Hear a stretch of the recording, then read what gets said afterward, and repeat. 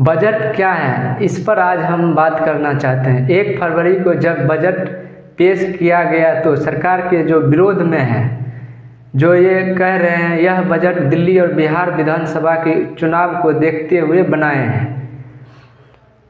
इस पर बात करने से पहले बजट के बारे में समझ लेते हैं। बजट क्या है? बजट सरकार का सालाना खर्च और कमाई के प्लान का हिस्सा होता है। इसमें बताया जाता है कि सरकार को पैसा कहाँ से मिलेगा, जैसे टैक्स, कर्ज, निवेश, इन सब चीज़ों से सरकार को पैसा मिलता है और वह पैसा को कहाँ खर्च किया जाएगा, जैसे स्कूल, अस्पताल, सड़कें और भारतीय सेना में इसका खर्च किया जाता है। हर साल 1 फरवरी को वित्त मंत्री बजट पेश करते हैं, जिससे यह पता चलता है कि सरकार देश की भलाई के लिए क्या क्या चाहते हैं और क्या करेगी। इसका मकसद देश की अर्थव्यवस्था को बेहतर बनाना और लोगों की ज़िंदगी को आसान करना होता है।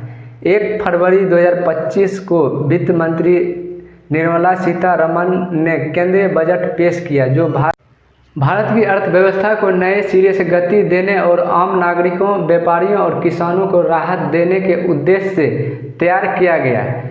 बजट में कई प्रमुख घोषणाएं की गई हैं, जो देश की विकास दर को बढ़ाने और जन कल्याण को प्राथमिकताएं देने वाली हैं।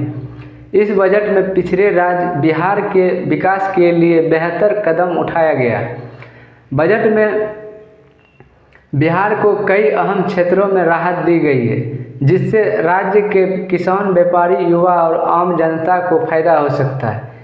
इसे हम विस्तार से बताने जा रहे हैं। केंद्र सरकार बिहार में national institute of food technology की स्थापना करेगी। सरकार का कहना है कि इससे पूर्वी भारत में फूड प्रोसेसिंग को बढ़ावा मिलेगा, साथ ही साथ नए रोजगार पैदा होंगे।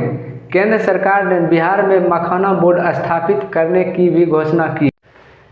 सरकार का कहना है बोर्ड स्थापित होने से मखाने के उत्पादन में बढ़ोतरी होगी।